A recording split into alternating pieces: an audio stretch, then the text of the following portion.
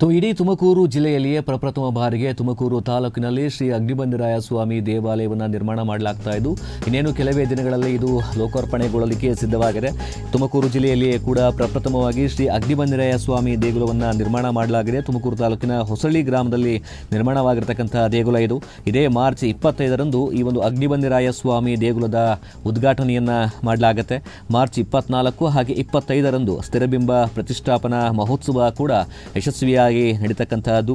ಅಗ್ನಿವಂಶ ಕ್ಷತ್ರಿಯ ತಿಗಳ ಸಮಾಜದ ಮುಖಂಡರಾಗಿರ್ತಕ್ಕಂತಹ ಮಂಜುನಾಥ್ ಅವರ ಕುಟುಂಬ, ಇಡೀ ಕುಟುಂಬ ಕೂಡ ಅವರ ಅಣ್ಣ ತಮ್ಮದಿರೆಲ್ಲ ಸೇರಿದಂತೆ ಈ ಒಂದು ದೇವಾಲಯವನ್ನು ನಿರ್ಮಾಣ ಮಾಡಲಿಕ್ಕೆ ಪ್ರಮುಖವಾದಂತಹ ಪಾತ್ರವನ್ನು ವಹಿಸಿದ್ದಾರೆ. ತಿಗಳ ಸಮಾಜದ ಜೊತೆಗೆ ಬೇರೆ ಸಮಾಜದವರು ಕೂಡ ಸಾಕಷ್ಟು ಸಹಕಾರವನ್ನು ನೀಡಿರ್ತಕ್ಕಂತಹದ್ದು. ಕೋಟೆ ಮತ್ತು ಪೇಟೆ ಯಜಮಾನರುಗಳು ಸೇರಿದಂತೆ ಯಾವ ಮುದ್ರೆಯವರಾಗಿರ್ಬೋದು, ಆಣೆಕಾರ ಆಗಿರ್ಬೋದು, ಸಮಾಜದ ಮುಖಂಡರಾಗಿರ್ಬೋದು, ಎಲ್ಲರೂ ಕೂಡ ಇದಕ್ಕೆ ಸಹಕಾರವನ್ನು ಕೊಟ್ಟಿದ್ದಾರೆ ಅಂತೇಳಿ ಸ್ವತಃ ಮಂಜುನಾಥ್ ಅಭಿಪ್ರಾಯವನ್ನು ವ್ಯಕ್ತಪಡಿಸಿದ್ದಾರೆ. ಸಮಾಜದ ಮೂಲ ಪುರುಷರಾಗಿರ್ತಕ್ಕಂಥ ಶ್ರೀ ಅಗ್ನಿಬಂದಿರಾಯ ಸ್ವಾಮಿ ಒಂದು ತಿಳುವಳಿಕೆಯನ್ನು ನೀಡಲಾಗಿ ಒಂದು ಪುಟ್ಟ ದೇವಸ್ಥಾನ ಮಾಡಬೇಕು ಅಂತ ಹೆಜ್ಜೆ ಇಟ್ಟು ಇದೀಗ ಒಂದಿಷ್ಟು ಉತ್ತಮ ರೀತಿಯಲ್ಲಿ ವಿಶಾಲವಾಗಿರ್ತಕ್ಕಂಥ ದೇವಾಲಯವನ್ನು ನಿರ್ಮಾಣ ಮಾಡಲಾಗಿದೆ.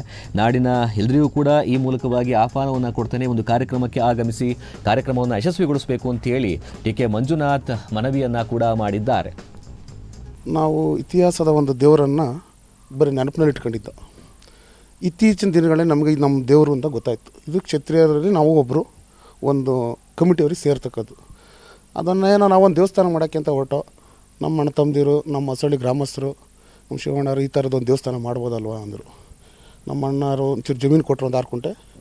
ಏನೋ ಇದನ್ನೇ ಒಂದು ಮಾಡೋಣ ಅಂತನ ಸ್ಟಾರ್ಟ್ ಮಾಡ್ದೆ. ನಾವು ಇಷ್ಟೊಂದು ಜೋರಾಗಿ ಮಾಡ್ತಿಂತ ಗೊತ್ತಿರಲಿಲ್ಲ. ಒಂದು ಚಿಕ್ಕದಾಗಿ ಮಾಡೋಣ ಅಂತ ಹೊರಟು.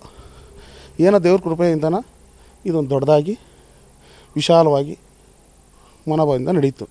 ಇದಕ್ಕೆ ನಮಗೆ ಸಹಕರಿಸಿದ ನಮ್ಮ ಮಾಜಿ ಸಚಿವರಾದ ಶಿವಣ್ಣವ್ರ ಕುಟುಂಬದವ್ರು ಜಾಸ್ತಿ. ನಮ್ಮ ಕಮಿಟಿಯವರು ಕಮ್ಮಿ ಕೊಟ್ಟರು ದುಡ್ಡು. ನಮಗೆ ಅಕ್ಕಪಕ್ಕದ ಗ್ರಾಮಸ್ಥರು ಹೃತ್ಪೂರ್ವಕದಿಂದ ನನಗೆ ಸಲಹೆ ಮಾಡಿದ್ದಾರೆ. ನಾವೊಂದು ಕಮಿಟಿ ಮಾಡಿಕೊಂಡು ಈ ದೇವಸ್ಥಾನ ಪ್ರಾರಂಭಿಸಿದ್ದೀವಿ ಸರ್. 2.5 ವರ್ಷ ಆಯಿತು. 3 ವರ್ಷಕ್ಕೆ ಇದು ಓಪನ್ ಸ್ಟೇಜಿಗೆ ಬಂದಿದೆ. ಈಗ 24-25ಕ್ಕೆ ಓಪನ್ ಇದೆ.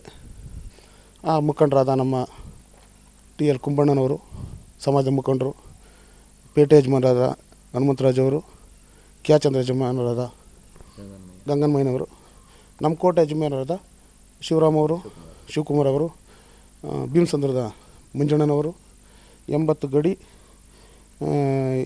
4 ದೇಶ ಯಜಮಾನರುಗಳು, ಆಣ್ಕಾರಗಳು, ಮುದ್ರೆಗಳು ಎಲ್ಲ ನಮಗೆ ಸಪೋರ್ಟ್ ಮಾಡಿದ್ದಾರೆ. ಆದ್ರೂ ನಾವೆಲ್ಲ ಹೆಚ್ಚಿನ ಸಹಾಯ ನಮ್ಮ ಕಮ್ಯುನಿಟಿಗಿಂತ ಬೇರೆ ಕಮ್ಯುನಿಟಿಯವರು ನಮಗೆ ಸಹಾಯ ಮಾಡಿದ್ದಾರೆ. ಆದ್ದರಿಂದ ಈ ಉದ್ಘಾಟನೆ ಸಮಾರಂಭಕ್ಕೆ ಅಕ್ಕಪಕ್ಕ ಗ್ರಾಮಸ್ಥರು, ನಮ್ಮ ಕುಲಸ್ಥರು ಹೆಚ್ಚಿನ ಸಂಖ್ಯೆಯಲ್ಲಿ ಬಂದು ಈ ದೇವಸ್ಥಾನವನ್ನು 24-25 ಸರ್. ದೇವಸ್ಥಾನ ಯಾಕೆ ಕಟ್ಟಬೇಕು ಅಂತ ನಿಮ್ಗೆ ಅನ್ನಿಸ್ತು ಸರ್? ಸುಮ್ಮನೆ ಏನೋ ಒಂದು ನಾವೊಂದು ಚಿಕ್ಕದಾಗಿ ಒಂದು ಗುಡಿ ಮಾಡಬೇಕು ಅಂತ ಮಾಡಿದ್ವಿ. ದೇವಸ್ಥಾನ ಅಂತ ಏನು ಮಾಡಬೇಕು ಅಂತಿಲ್ಲ, ಏನೋ ಒಂದು ಬೇಕಾಗಿತ್ತು, ಸುಮ್ಮನೆ ಮಾಡೋಣ ಅಂತ ಸುಮಾರು ವರ್ಷದಿಂದ ಅದು ನಮ್ಮ ಮನಸ್ಸಿನಲ್ಲಿ ಇತ್ತು. ಮಾಡಬೇಕು ಅಂತ ನಮ್ಮ ಅಣ್ಣದಿರೆಲ್ಲ ಮಾಡಬೇಕು ಅಂತ ಇದ್ದರು. ಅದನ್ನು ಮುಂಚೂಣಿಯಲ್ಲಿ ನಾನು ತಂದುಬಿಟ್ರು. ಏನೋ ಕಷ್ಟನೋ ಸುಖನೋ ಏನೋ ಮಾಡಿದ್ದೀವಿ ಸರ್. ಆದರೆ ಈ ದೇವ್ರು ಮಾಡ್ತಿದ್ದ ನಮಗೆ ಗೊತ್ತಿರಲಿಲ್ಲ. ಇದು UPಯಲ್ಲಿದೆ, ರಾಜಸ್ಥಾನ್ ಮೌಂಟನ್ ಹಬ್ಬಲ್ಲಿದೆ, ತಮಿಳ್ನಾಡಲ್ಲಿದೆ. ಅತಿ ಹೆಚ್ಚು ತಮಿಳ್ನಾಡಲ್ಲಿರೋದು. ಏನೋ ಈಗ ನಮ್ಮ ಇಲ್ಲಿಗೆ ದೇವರು ಇಲ್ಲಿ ಮೊದಲು 2ನೇದು ಸರ್. ಒಂದು ನೆಲಮಂಗಲದಲ್ಲಾಗಿದೆ, ಮುಳ್ಳೇಗೌಡನಲ್ಲಿ. ಇದು 2ನೇದು ಸರ್. ಆದರೆ ನಮ್ಮ ಶಕ್ತಿ ಮೀರಿ, ನಮ್ಮ ಸಾಮರ್ಥ್ಯದ ನಮ್ಮ ಕಷ್ಟ ಬಿದ್ದು ಈ ನಮ್ಮ ಇಬ್ಬರು ಮಕ್ಕಳಿಂದ ಇವರು ಇಲ್ಲೇ ಕೆಲಸ ಮಾಡುವಾಗ ಜಾಸ್ತಿ ಇವರೇ ಸರ್ ನಮಗೆ ಪ್ರೋತ್ಸಾಹ. ಈಗ ನಮ್ಮ ಕೋಟೆಯವರು, ನಮ್ಮೆಲ್ಲ ಕುಲ ಬಂದವರು ಸಹಾಯ ಮಾಡ್ತಾರೆ ಸರ್. ಇನ್ಮೇಲೆ ಯಾವ ಥರ ಪೂಜೆ ನಡ್ಕೊಂಡು ಹೋಗುತ್ತೆ ದೇವಸ್ಥಾನದಲ್ಲಿ? ಆ ದೇವ್ರಿಗೆ ಯಾವತ್ತು ವಾರ ಬರುತ್ತೆ ಸರ್, ಅದನ್ನು ವಿಜೃಂಭಣೆಗೆ ಮಾಡ್ತೀವಿ. ಅನ್ನ ಸಂತರ್ಪಣೆ ಮಾಡ್ತೀವಿ.